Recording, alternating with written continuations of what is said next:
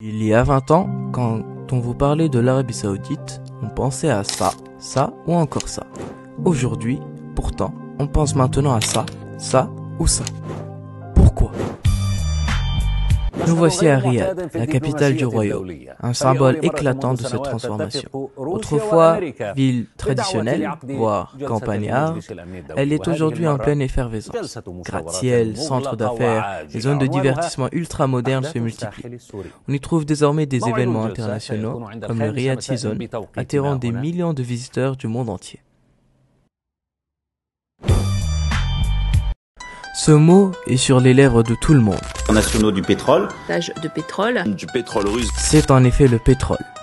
Il a fait la richesse du pays et c'est aussi son plus grand danger. Pour parler de ce sujet aussi délicat, nous laissons notre expert Nassou vous en parler. 40% des PIB de l'Arabie Saoudite et près de 70% des recettes de l'État. En 2014, l'Arabie Saoudite a perdu près de 200 milliards de dollars juste parce que le prix du pétrole a baissé. Ça fait beaucoup là, non ? En effet, l'Arabie Saoudite est assise sur une mine d'or noir. Pendant des décennies, cette manne a permis au pays de se développer sans se soucier du reste. Seulement, en 2014, la demande ralentit, les prix s'effondrent et le pays perd plus de 200 milliards de dollars en un temps record. Un tel choc a fait prendre conscience d'une chose. Compter sur une seule ressource, c'est trop dangereux pour un pays. C'est de là qu'est née la politique Vision 2030.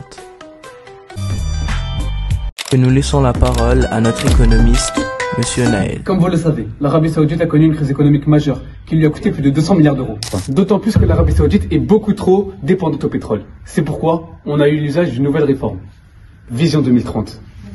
Cette réforme visera à faire passer le PIB du secteur non pétrolier de 50 à 65%. Je laisse désormais la parole à notre expert en sociologie, Monsieur Vision Younous. 2030, c'est la réforme de la société. Il y a 19% des femmes qui travaillent en 2016, soit 37% actuellement en 2025. Dans le pays, il y a des concerts et des festivals qui sont organisés, qui n'étaient pas autorisés auparavant. Pourquoi avez-vous autant d'argent? C'est pour acheter FIFA.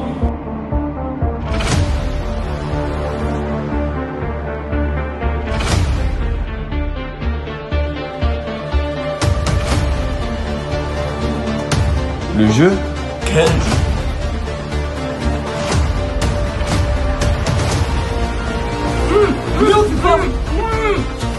Je sais pas. Comment ça tu sais pas, ça fait à la télé?